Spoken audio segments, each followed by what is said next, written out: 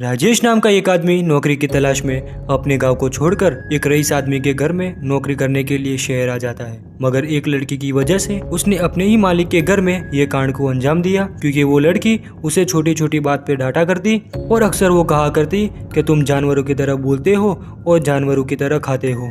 और इसी बात का बुरा मानकर इसने ये अपने ही घर में कांड कर दिया। और दोस्तों, इसी कहानी में बहुत ट्विस्ट भी आते हैं जो हम सोच भी नहीं सकते। आइए दोस्तों, देखते हैं क्या थी पूरी कहानी राजेश की।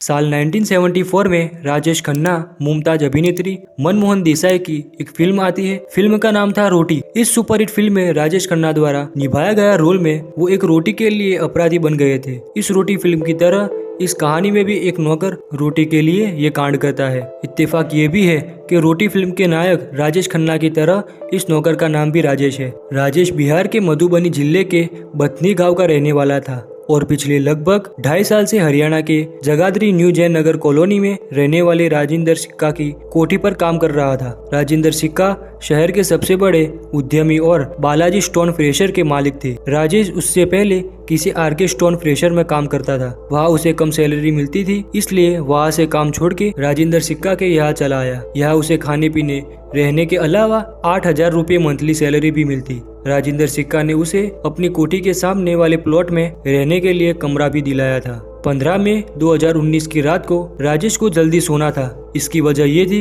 कि अगली सुबह यानी 16 तारीख को उसे जल्दी उठना था, क्योंकि 16 तारीख को राजेंद्र सिक्का को पहले कचेरी उसके बाद अपनी फ्रेशर पे जाना था। 16 मई को राजेश 7 बजे उठ जाता है। सबसे पहले उसने कोठी में पड़ी हुई कार को धोई। उसके बाद राजेश ने राजेंद्र सिक्का की ड्रेसिंग के बाद सबके लिए नाश्ता बनाया। करीब 11:15 बजे राजेंद्र सिक्का अपने बेटे दीपांशु उर्फ मोटी के साथ घर से निकल गए। घर पर राजेश के अलावा दीपांशु की पत्नी रोजी और उसका 7 महीने का बच्चा रह गए थे।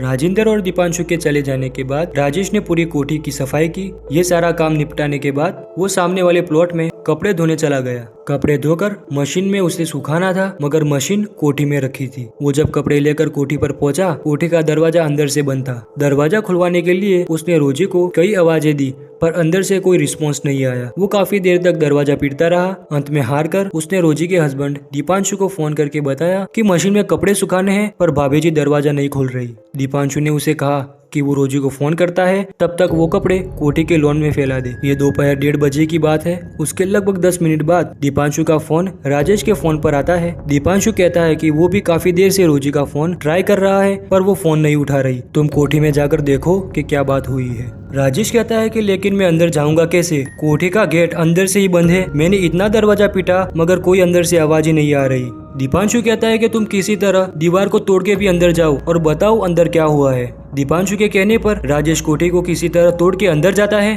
अंदर का नजारा देखने के बाद वो दीपांशु को फोन करने के साथ साथ शोर मचाना भी शुरू कर देता है। उसके चीखे सुनकर पड़ोसी दौड़े चले आते हैं। पड़ोसी ने अंदर जाकर देखा तो उनके भी होश उड़ गए। उन्होंने पुलिस कंट्रोल रूम में 20 से ज्यादा बार फोन किया, लेकिन किसी ने भी फोन रिसीव नहीं किया। तब तक राजेंद्र सिक्का और दीपांशु भी वहाँ पर पहुँच गए थे। कंट्रोल रूम में जब किसी ने फोन नहीं उठाया तो वो लोग अर्जुन नगर पुलिस चौकी में पहुंचे और मामले की जानकारी दे दी। आप भी सोच रहे होंगे कि ऐसा क्या हुआ था, तो किसी ने दीपांशु की पत्नी रोजी को गाली दी थी। फर्श पर चारों ओर लाल धब्बे ही धब्बे थे। 7 महीने का बच्चा अपनी माँ की ये हालत देखकर रोना शुरू कर देता है। बाद में नौकर राजेश आता है और बच्चे को संभालता है। घर के बाहर की गली में भी लाल रंग बिखरा हुआ था। आशंका तो ये थी कि ये कांड करने वाला दीवार कूद के बाहर भागा है, जिससे गली में भी लाल रंग के धब्बे बन गए थे। पुलिस ने घर में लगे सीसीटीवी को चेक किया, मगर सीसीटीवी पिछले 1.5 महीने से बंद थे। इसके बाद गली में लगे हुए सीसीटीवी को चेक किया गया, मगर ज्यादातर सीसीटीवी बंद ही निकले और ये काम को अंजाम देने वाला अभी तक किसी कैमरे में नहीं दिखा। अब तक जितनी तफ्तीश में जो सामने आया था, उससे तो यही पता चल रहा था जिसने आसानी से घर में घुसकर ये कांड किया और फरार हो गया। सिक्का परिवार ने अब तक न तो किसी पर संदेह जताया था और न किसी के साथ अपनी कारोबारी दुश्मनी होना बताया था। दीपांशु और रोजी की शादी 28 फरवरी 2018 को हुई थी। इसमें भी पुराना एंगल ढूंढा जा रहा था। जब पुलिस टीम ने एक बार दोबारा बारीकी से इस केस को चेक किया तो एक बात अभी भी छूट रही थी, जो कि राजेश का प्लॉट। इस बार पुलिस ने सामने वाले प्लॉट को चेक किया। वहाँ कुछ ऐसे सबूत मिले जिसकी वजह से राजेश को पूछताछ के लिए ले गए। दरअसल पुलिस को राजेश पर पहले से ही शक था और ये शक उसके कमरे की तलाशी लेने के बाद और पुख्ता हो गया था। पहला शक, जब ये कांड होने के बाद पुलिस राजेंद्र सिक्का की कोठी पर पहुंची तो राजेश भी दुखी होने का नाटक कर रहा था और जोर जोर से रोने लगा था। दूसरा शक, जब दीपांशु से फोन पर बात करने के 10 मिनट बाद जब राजेंद्र सिक्का ने उसे फोन पर कहा कि वो घर जाकर देखे कि वो फोन क्यों नहीं उठा रही, इस पर राजेश ने बताया था कि वो जर्दा लेने के लिए गया है, अभी जाकर देख लेगा कि कोठी में क्या हुआ है, जबकि 10 मिनट पहले उसने दीपांशु को बताया कि वो कपड़े धो रहा है। तीसरा शक और पुख्ता सबूत ये था कि जिस मकान में नौकर राजेश रहता था वहाँ से कुछ ऐसे कपड़े मिले जिन्हें उसी समय धोया गया था जब ये कांड हुआ और वो पूरी तरह से गीले थे। शायद उन्हें जल्दी सुखाने के लिए राजेश को मशीन की जरूरत थी। इसके अलावा पानी की टंकी के पास एक साबुन भी मिला था जिस पर एक साइड पे लाल रंग के धब्बे थे। लगभग उस साबुन से ही उसने कांड करने के बाद हाथ साफ किए थे। जब पुलिस ने राजेश को पूछताछ के लिए बुलाया तो वो कई देर तक घुमाता रहा और अपने एबनॉर्मल होने का ड्रामा करता रहा, लेकिन पुलिस ने सख्ती दिखाई तो उसने गुनाह कबूल किया। उसने रोजी वाली कांड की कहानी सुनाई। उस पर विश्वास करना बहुत मुश्किल था क्योंकि राजेश ने बताया कि उसने ये कांड इसलिए किया क्योंकि रोजी उसे कम खाना देती थी। ये सुनकर पुलिस चौंक जाती है। पुलिस को यकीन नहीं हो रहा था कि ऐसा कैसे हो सकता है। पुलिस की और सख्ती से राजेश ने पूरी बात बताई। राजेश की माँ का देहांत हो चुका था। उसके 5 भाई बहन थे, 3 भाई और 2 बहन। उसको छोड़कर सभी भाई बहन शादीशुदा थे। वो भी अपना घर बसाने गाँव से सैकड़ों किलोमीटर दूर जगाधरी आया था। वो पहले आरके फ्रेशर हैदराबाद में नौकरी पर लगा था। उसके बाद वो राजेंद्र सिक्का के पास नौकरी करने लगा। सिक्का फैमिली में वो खुश था या उसे भरपेट खाने के साथ अच्छी सैलरी भी मिल रही थी।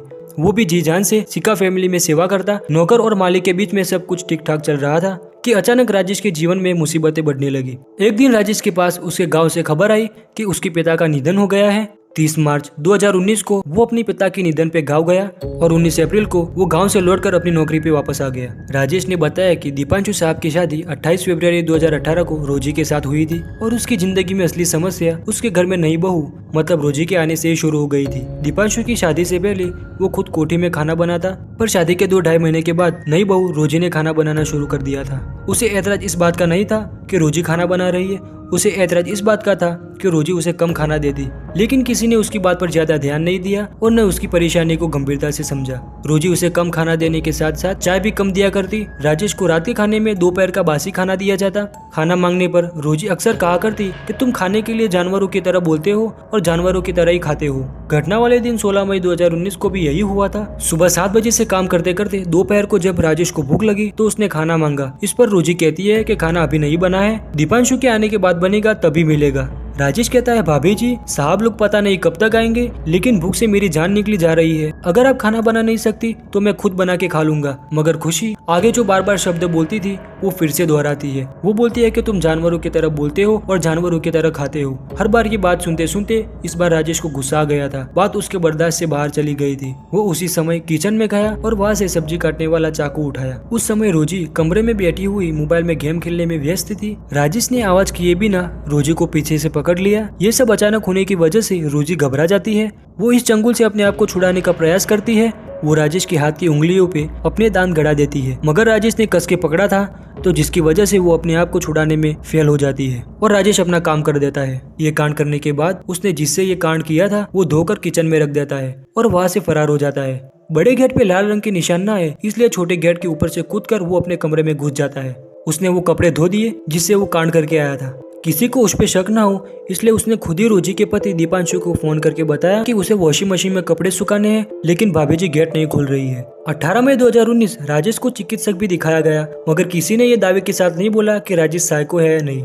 21 मई 2019 राजेश को जब दोबारा रिमांड पे लिया तो अचानक इसमें एक चौंका देने वाला ट्विस्ट सामने आया। राजेश ने बताया कि ये पूरा कांड उसने रोजी के ससुर राजेंद्र सिक्का के कहने पर किया था। राजेंद्र सिक्का ने उसे ये काम करने के लिए 50,000 रुपए की लालच दी थी। ये पूरी प्लानिंग कांड के एक रात पहले ही बना ली थी।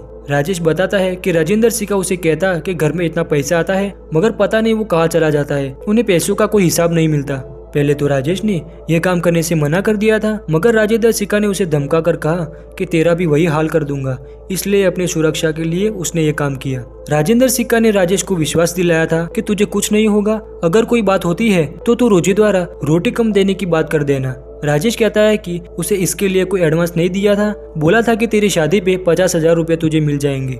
राजेश के इस बयान से एक नया ट्विस्ट आ गया था। पुलिस राजेंद्र सिक्का को हिरासत में लेके पूछताछ करने ही वाली थी, तभी रोजी का पति दीपांशु ने पुलिस पे ही आरोप लगा दिया कि उसके पिता को वो फंसाने की कोशिश कर रहे हैं। उधर 4 जून 2019 को रोजी के पिता जनकराज और माता सीमा रानी ने आरोप लगाया कि दीपांशु ने 9 मई 2019 को उन्हें फोन करके 10 लाख रुपए की मांग की थी, जिस पर उन्होंने उसे कहा कि उन्होंने अपनी जमीन का सौदा कर दिया है जिसकी रजिस्ट्री अभी नहीं हुई है, रजिस्ट्री होते ही वो पैसे दे देंगे। 16 मई यानी घटना वाले दिन दीपांशु ने फिर फोन करके पैसे की मांग की थी। मना करने के बाद कुछ घंटे बाद ही रोजी की ये घटना की खबर आ गई। रोजी के माता पिता ने आरोप लगाया कि उनकी बेटी की ये घटना में राजेंद्र सिक्का और दीपांशु भी शामिल है। नौकर राजेश के बयान के बाद पुलिस ने जांच शुरू की, मगर कुछ हाथ नहीं लगा। रिमांड पूरी होने के बाद राजेश को जेल भेज दिया गया और पुलिस की जांच चालू है।